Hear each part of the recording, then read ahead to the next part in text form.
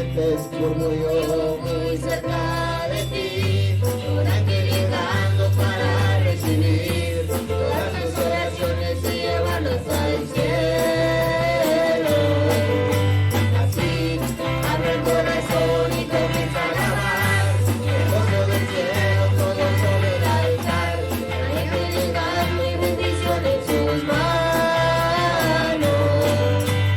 Hay ángeles volando en este lugar, en medio del pueblo y junto al altar, subiendo y bajando en todas las direcciones. No sé si la iglesia subió, si el cielo bajó, sé que está lleno de ángeles de Dios, porque el mismo Dios está aquí. Cuando los ángeles pasan, la iglesia se alegra, ella canta, llora y ríe y congrega, enfrenta el infierno y chispa del mar. Sientes la brisa del vuelo de tu ángel ahora, confía hermano, pues esta es tu hora, la bendición llegó y te la vas a llevar. Hay ángeles volando en este lugar, en medio del pueblo y junto al altar, subiendo y bajando en todas las direcciones. No sé si la iglesia subió, si el cielo bajó, dice que está lleno de ángeles de Dios, porque el mismo Dios está aquí. Otra vez. Hay ángeles volando en este lugar, en medio del pueblo y junto al altar, subiendo y bajando en todas las direcciones. No sé si la iglesia subió, si el cielo bajó, dice que está lleno de ángeles de Dios, porque el mismo Dios está aquí.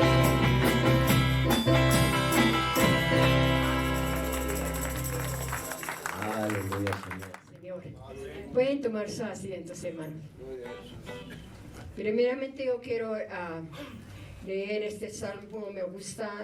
Los que confían en Jehová son como el monte de Sión, que no se mueven, sino que permanecen. Aleluya. El canto que traigo es Padre nuestro que estás en los cielos. Padre nuestro que estás en los cielos, de rodilla estoy a tus pies, implorando y pidiendo hacia el cielo que me dejes sentir otra vez. Es tan lindo sentir tu presencia para cantar, gritar y llorar y cantar gloria, amén, aleluya.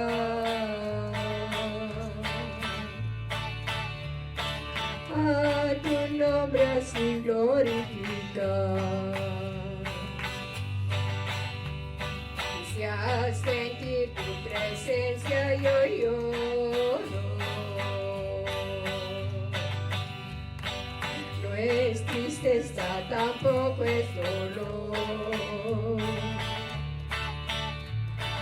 Es un gozo que siento en mi alma, que de arriba lo manda el Señor. Es tan lindo sentir tu presencia para cantar, gritar y llorar y cantar gloria, amén, aleluya. A tu nombre así glorificar. Es tan lindo sentir tu presencia. Es muy lindo orar cantar sin cesar y a sentir el poder ha bajado.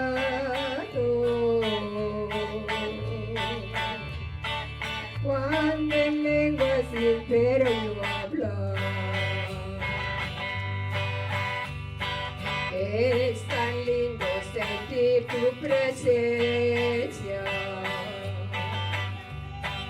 para cantar, gritar y llorar y cantar gloria en aleluya y tu nombre así glorificar y tu nombre así glorificar. Aleluya, aleluya. Señor bendiga, hermanos. El título que le puse dice: ¿cómo enfocarnos en la luz cuando pasamos por tinieblas? Ustedes saben que los cristianos no estamos en tinieblas, ¿verdad? Porque ha venido Cristo a nosotros y nosotros también recibimos la luz. Y nosotros, dice la palabra, que somos luz en las tinieblas.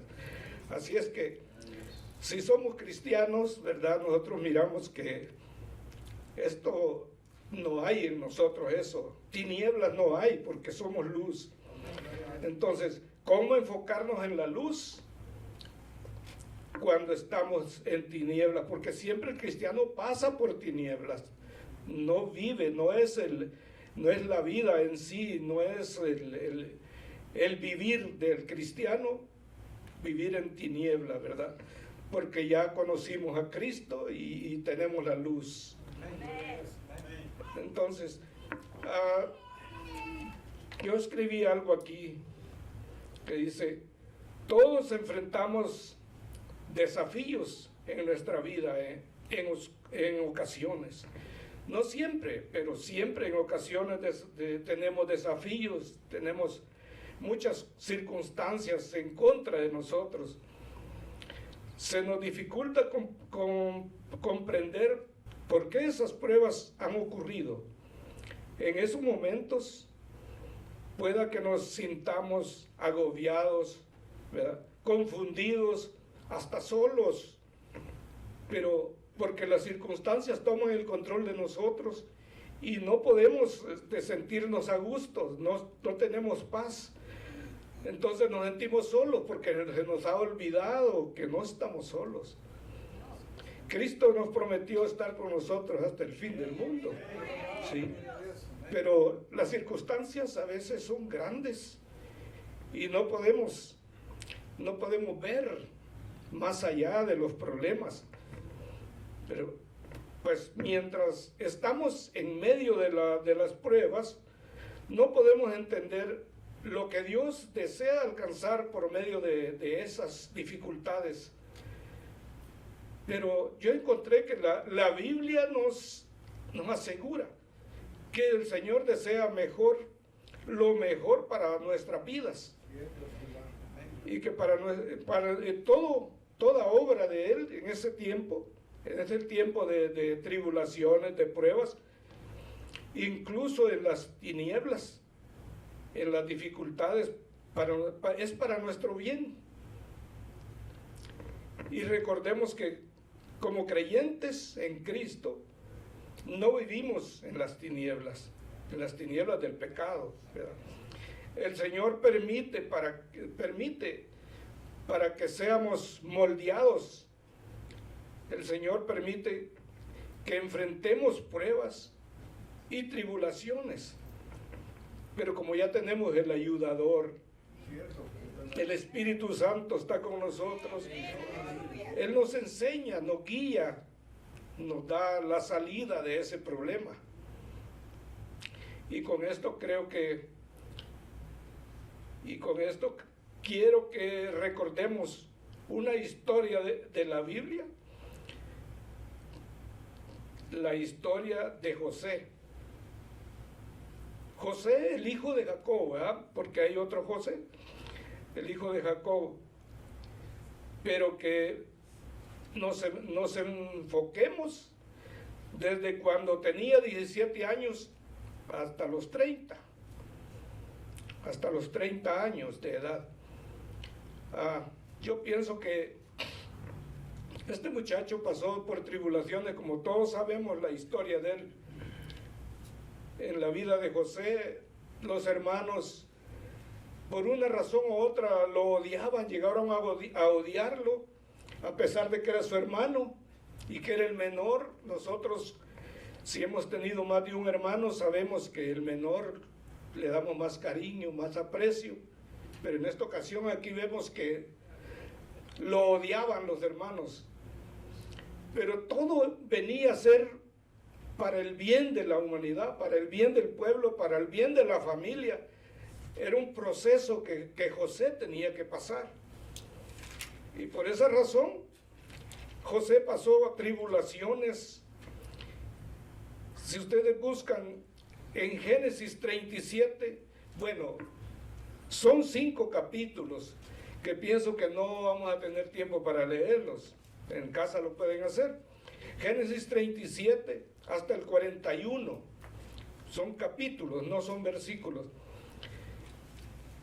Y la historia de José, él era el menor en ese tiempo. Se lo voy a hacer un resumen aquí, a pesar de que son 5 capítulos, porque son muchos. El menor de los hijos de Jacob, en ese tiempo, porque faltaba uno, que era Benjamín.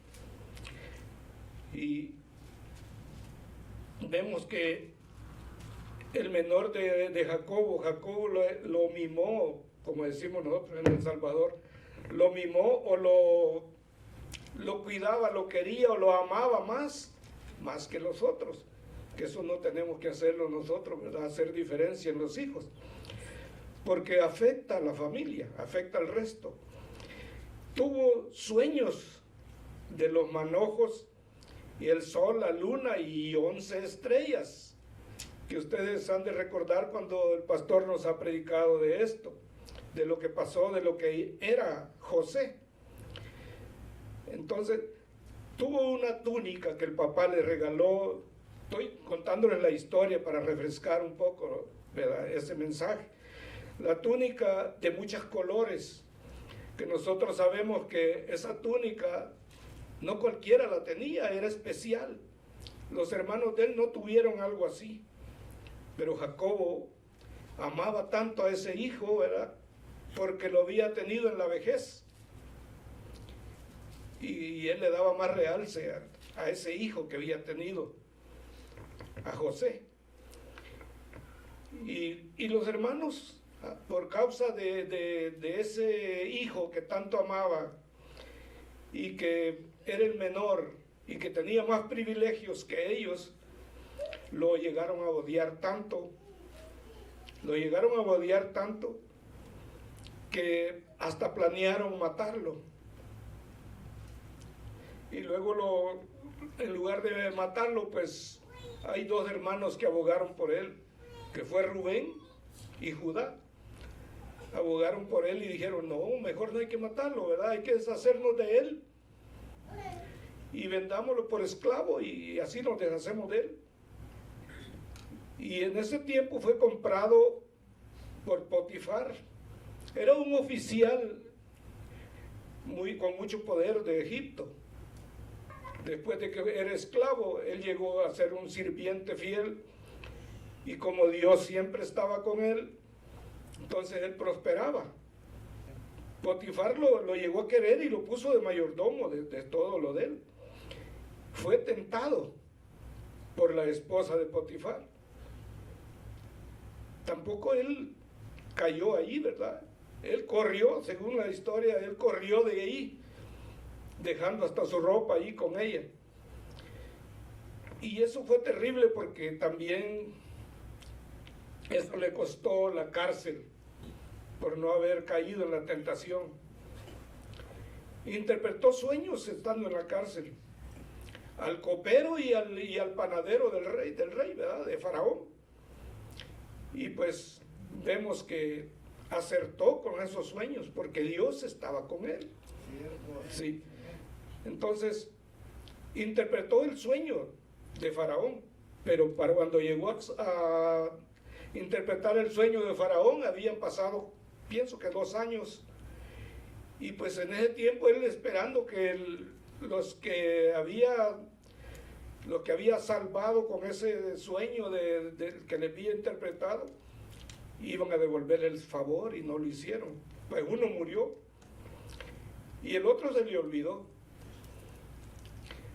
Entonces, a los 2 años llegó donde el faraón y le interpretó el sueño al faraón, un sueño terrible también que ninguno se lo podía interpretar. Y fue gobernador en Egipto, el segundo después del faraón, dice la historia. Y pues vemos que Dios lo prosperó tanto que llegó a ser el que gobernaba Egipto después del faraón, siendo un extranjero y un esclavo. Eso no se ve muy común, ¿verdad? Que un extranjero siendo esclavo, comprado, lo pongan a gobernar el país donde todo el mundo se le iba a doblegar, donde todos estaban al mando de él, con una gran superioridad. En estos 5 capítulos podemos encontrar 5 principios que podemos recordar el tiempo de dificultades. 1. Dios está con nosotros en los momentos difíciles. Aquí comprobamos que Dios estuvo con José en los momentos más difíciles y nunca lo dejó allí, ¿verdad? Pues él es fiel, Dios es fiel para cumplir las promesas. Esta es la base para poder enfrentar las pruebas. Recordemos que por los celos de los hermanos de José, planearon en asesinarlo. Pero el Señor tocó el corazón de Rubén y de Judá para que eso no pasara. La Biblia afirma que Dios estaba con José en todo momento, desde que fue vendido como esclavo hasta su encarcelamiento. Dios le dio gracia y lo prosperó. Y esto pues lo hallamos en la Biblia, en esos capítulos que les acabo de mencionar. Ahí está toda la historia de él. Al igual para nosotros, en Hebreos 13, capítulo 13, versículos 5 y 6, sean vuestras costumbres sin avaricia, contentos con lo que tenéis ahora, porque él dijo, no te desampararé ni te dejaré, de manera que podamos decir confiadamente, el Señor es mi ayudador, no temeré lo que me pueda hacer el hombre. Así es que, hermanos, yo creo que debemos de confiar que si está Dios con nosotros, ¿quién contra nosotros? El Señor nos da aquí una confianza para nosotros, para todo el que hace la voluntad de Dios. No podemos pensar que vamos a tener miedo a lo que los haga el hombre, ¿verdad? Tenemos un ayudador que es fiel. Aquí podemos buscar también, si quieren, en el Salmo 139, del 7 al 12. Y dice la palabra del Señor, ¿a dónde me iré de tu espíritu? ¿Y a dónde iré de tu presencia? Si sobre los cielos, ahí estás tú. Y si en el Seol hiciere mi estrado, he aquí, allí estás tú, allí tú estás. Si tomare las alas del alba y habitare en el extremo del mar, aún allí me guiará tu mano y me asirá tu diestra. Si dijere ciertamente, las tinieblas me encubran, aún la noche resplandece alrededor de mí. Aún las tinieblas me encubrirán, aún la noche resplandecerá alrededor de mí, aún las tinieblas no encubren de ti, y la noche resplandecerá como el día. Lo mismo te son las tinieblas que la luz. Pues Él es el Todopoderoso, ¿verdad? Él es la luz, sin Él nada es. Así es que no los podemos esconder de Dios, ni podemos desaparecer para que ya no nos ocurran las consecuencias de lo que hacemos. Siempre busquemos de Dios porque es lo que más nos conviene. Sí.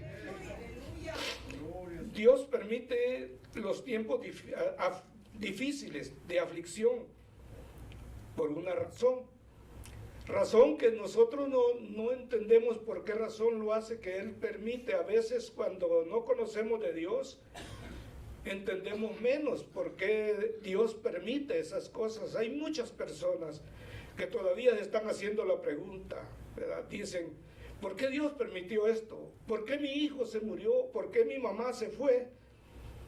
Son cosas de Dios, y solo Dios, porque los pensamientos de Dios no son los de nosotros. Dios permite los tiempos difíciles por una razón, sin importar qué difícil parezca la pruba. Si somos seguidores de Jesucristo, Dios tiene una buena razón para permitir esa dificultad en nuestra vida. Solo recuerden, José tenía 17 años cuando fue vendido como esclavo, y hasta los 30 años llegó a ser gobernador de Egipto. En otras palabras, pasaron 13 años que esa tribulación no fue corta. Esas angustias de José fueron largas. Nosotros no sentimos ese impacto que él pasó, porque pues lo leemos y ya, pero no sabemos que él pasó años sufriendo en cautiverio, y a lo mejor se le vinieron malos pensamientos, pero le pidió a Dios, ¿verdad? Estaba Dios con él. José pasó desde los 17 años cuando fue vendido como cautivo, hasta los 30 años llegó a ser gobernador de Egipto. Así que durante 13 años tuvo que enfrentar adversidad. En ocasiones, cuando tenemos dificultades, desviamos nuestra atención a esa dificultad y nos olvidamos de que lo que tenemos que hacer es pensar que Dios está con nosotros y que Él nos va a dar la salida. Y nosotros, pues como no estamos acostumbrados a las dificultades, ¿verdad? Porque a lo bueno sí nos acostumbramos, pero a las dificultades no. Entonces el ser humano, ¿verdad?, se pone triste, abatido, y se olvida que Dios le va a dar la salida. Pues nuestra atención siempre va al problema, no a la solución, ¿verdad? Nos enfocamos en la situación que enfrentamos. Dios tenía un propósito con cada situación que pasó José. Él no solo salvó a su familia, sino a todo Egipto durante los 7 años de hambruna. Ustedes se han de acordar que ese sueño de Faraón era basado en esa hambruna que venía. Pero José, siendo usado por Dios, pudo interpretarlo, y el Faraón salvó por medio de esta interpretación, salvó al pueblo de esa hambruna. Nos muestra la verdadera, dice, nos muestra la verdad que nos enseña en Romanos 8:28. Y sabemos que los que aman a Dios, todas las cosas les ayudan para bien. Esto es en los que conforme a su propósito son llamados. En el 3 aquí tengo: la oscuridad dura lo necesario para que Dios cumpla su propósito. Podemos decir nosotros: ¿cuánto durará esta prueba? ¿Cuándo va a amanecer? Porque a veces en la noche nos enfermamos y sentimos que la noche no se acaba nunca, porque pues queremos mejor levantarnos porque no podemos dormir. Entonces la oscuridad dura lo necesario para que Dios cumpla su propósito. No nos desesperemos, porque debemos de acordarnos que Dios está con nosotros. Y si nos desesperamos es porque nos hemos olvidado que hay un Dios que tiene el control. Todos nos impacientamos en momentos de dolor, pero si pudiéramos ver el futuro en medio de la oscuridad, le diríamos: gracias, Señor, por hacerme pasar por ahí. Pero como no tenemos el futuro, ¿verdad? Nosotros no lo sabemos, solo Dios. No sabemos ni para qué nos pone pruebas, pero a Dios le diríamos a Dios: gracias a Dios, pues entenderíamos el propósito de la prueba. Si vemos la historia de José, lo que él sufrió en la casa de Potifar, en la prisión, fue como él aprendió, mejor dicho, como él aprendió el lenguaje egipcio y sus costumbres. Y también adquirió habilidades administrativas, porque las iba a necesitar, pues estuvo gobernando Egipto. Dios lo preparó para que llegara a tener un lugar como segundo al mando después de Faraón. Así que, aunque quisiéramos acortar las pruebas, hacerlas más cortas, que se acabe, ¿verdad?, el dolor, tenemos que reconocer que son las dificultades lo que nos moldean, la que nos forman, la que nos dan la experiencia, la que nos acerca a Dios. Porque cuando estamos en pruebas, nos acordamos más de Dios. Cuando tenemos luchas, cuando tenemos escasez, nosotros ahí sí sabemos que hay un Dios, que Él nos va a sacar de ahí, ¿verdad? Pero eso es lo que nos moldea, las dificultades que pasamos.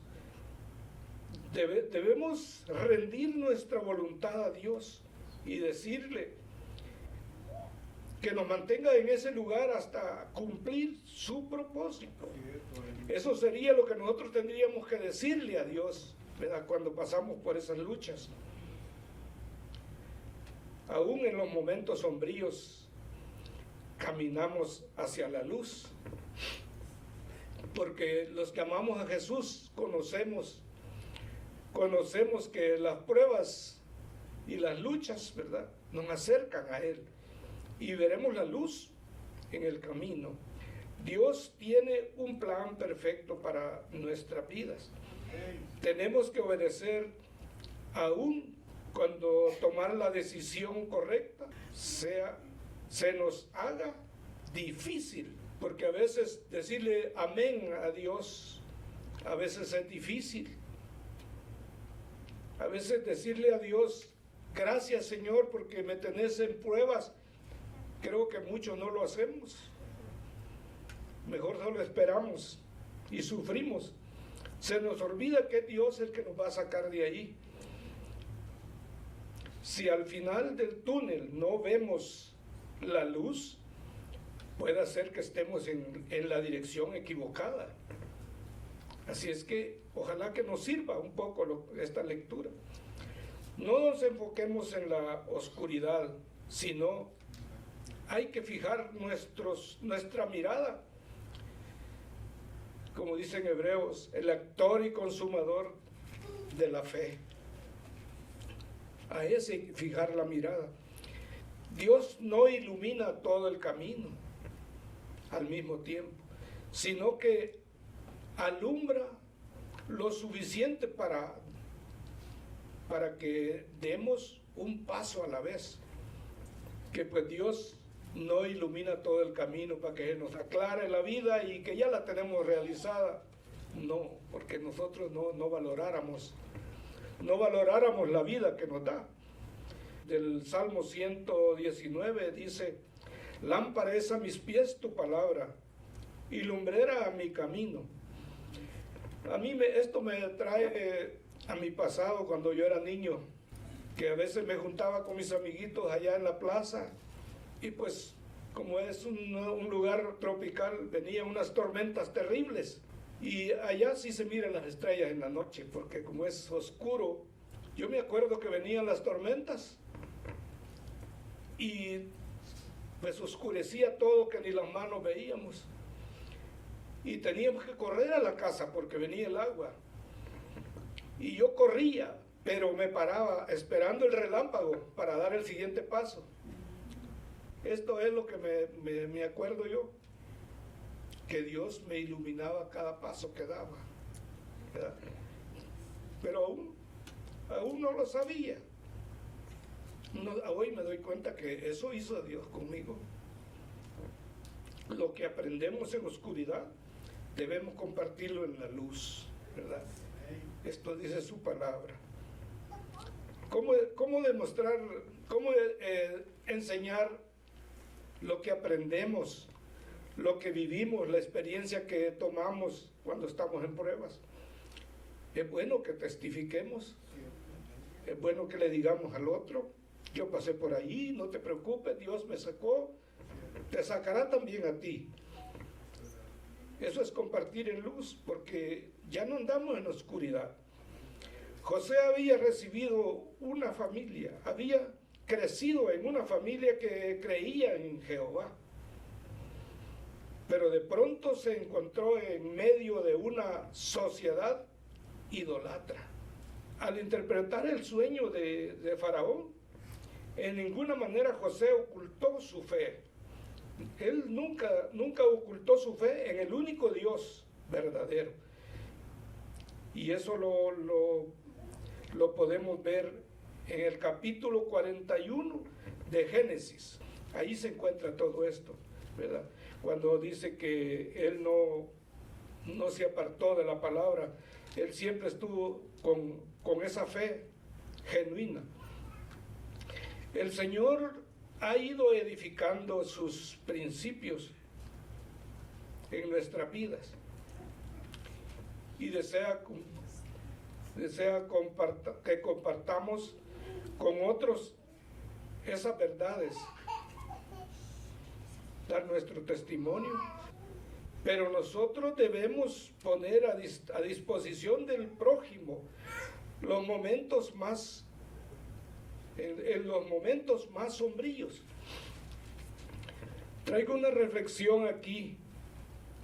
Como nadie está exento de momentos sombríos, es importante que aprendamos estos principios para que podamos recordar cuando llegue la adversidad o por dificultades.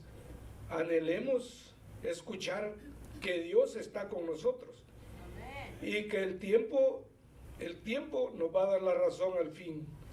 Bueno, Él tiene un propósito con la prueba y que el sufrimiento no durará para siempre.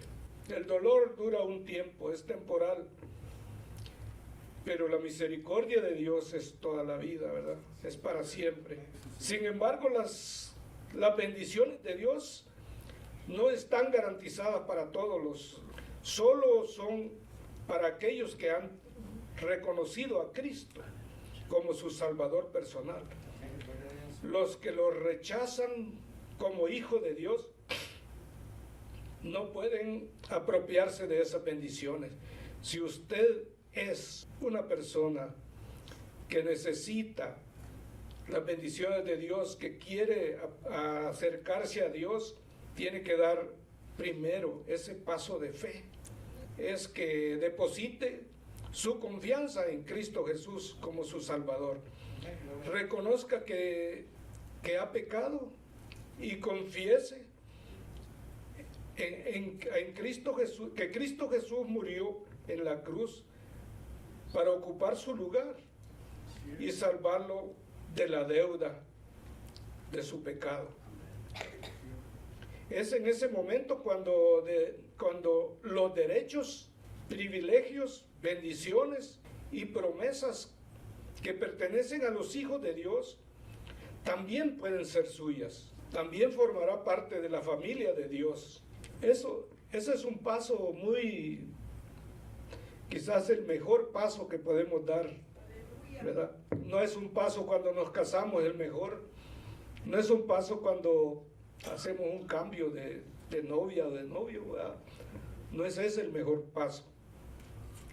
Es cuando aceptamos que Cristo es el Salvador. Sí.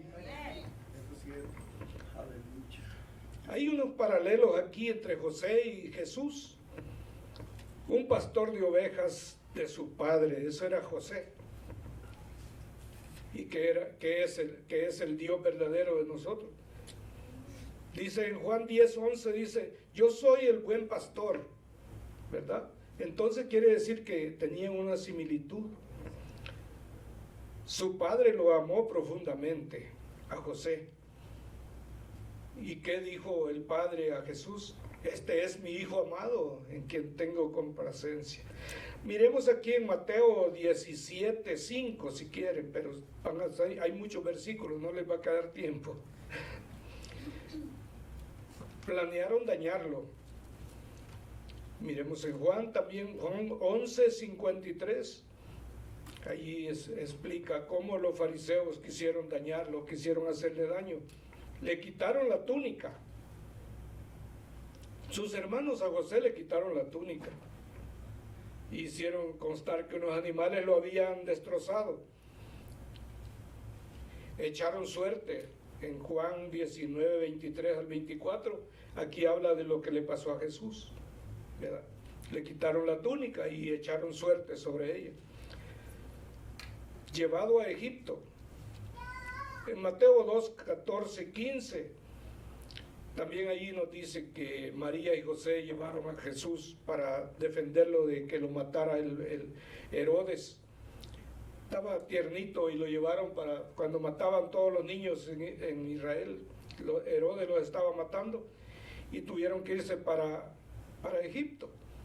También tiene similitud con cuando José fue esclavo, vendido. Lo vendieron como esclavo a José. En Mateo 26:15 también dice que Jesús fue vendido por 30 monedas. Tentado,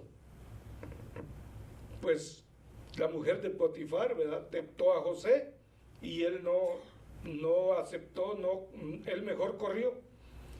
Aquí vemos en Mateo 4:1, dice que Jesús fue llevado por el Espíritu al desierto para ser tentado por el diablo, acusado falsamente. Por eso fue a la cárcel José, porque lo acusaron falsamente. Mateo 26:59 dice que también Jesús hasta lo llevaron a la cruz falsamente. Pero esto es otra cosa, ¿verdad? Que también sabemos que Dios estaba haciendo esto para salvarnos a nosotros. Acusado falsamente, atado con cadenas. Cuando llevaron a José de esclavo, también estaba atado con cadenas. Cuando fue arrestado Jesús, hicieron lo mismo. En Mateo 27:2 pueden encontrarlo. Colocado con 2 prisioneros, no fue salvo. Uno fue salvo y el otro se perdió, ¿verdad? Ese lo mataron. Cuando José estuvo en la cárcel, que estuvo con el copero y estuvo con el panadero. El copero se salvó, ¿verdad? pero el otro no pudo hacerla. Este se murió, lo mataron. Y vemos también que Jesús fue puesto, cuando lo crucificaron, en medio de otros dos ladrones, que uno se salvó y el otro no.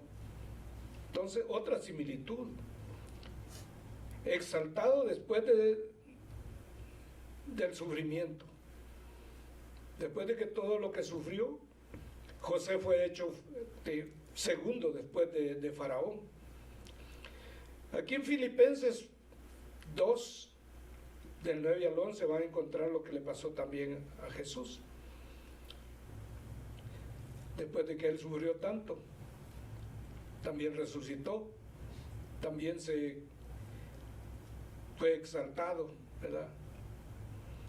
Y ambos tenían 30 años al inicio del reconocimiento que le hicieron público. Y también ambos lloraron por la muerte de Lázaro. En Juan 11:35 descubrimos que Jesús lloró. Jesús lloró porque amaba mucho a Lázaro, ¿verdad? Perdonaron a los que les hicieron mal. José perdonó a sus hermanos porque él seguía amándolos después de todo. En la cruz, en Lucas 23:34, vemos que Jesús oró al Padre diciendo: perdónalos, Señor, perdónalos, Padre, que no saben lo que hacen. Salvaron a su nación.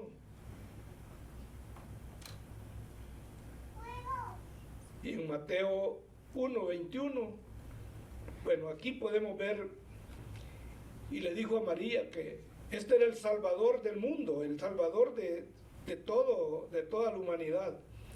Y aún sigue salvando, está vigente, porque Él es Dios.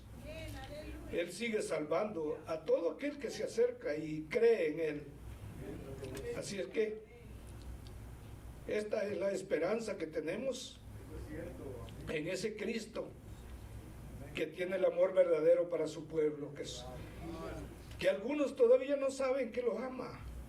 Algunos dicen: ustedes están equivocados, ustedes no tienen la verdad. Otros andan de una parte a otra buscando la verdad, que creen que en la otra iglesia va a estar la verdad. Si la verdad es Cristo. ¿Sí? Así es que está con ellos, pero no la conocen. La verdad es Cristo, pero no conocen de Él, porque siempre le dicen malo a lo bueno y a lo bueno le dicen malo, ¿verdad? Otros venimos a la iglesia y estamos aquí y todavía no lo hemos conocido a Jesús. No estoy señalando a nadie, no, solo que pues muchos dicen, le preguntan: ¿cuántos años tienes de ir a la iglesia? Esta frase la conocen. Yo, le dice, hasta huyan, dice, tengo 50 años en la iglesia. Y de cristiano, le dice, ¿cuántos tienes? Ahí es donde caemos los que todavía no comprendemos la realidad de Dios, la verdad que nos salva, la vida que despreciamos, que es, muchos creen que no van a ser felices aceptando a Cristo. Y yo nunca he sido más feliz. La felicidad está en una decisión que tomamos.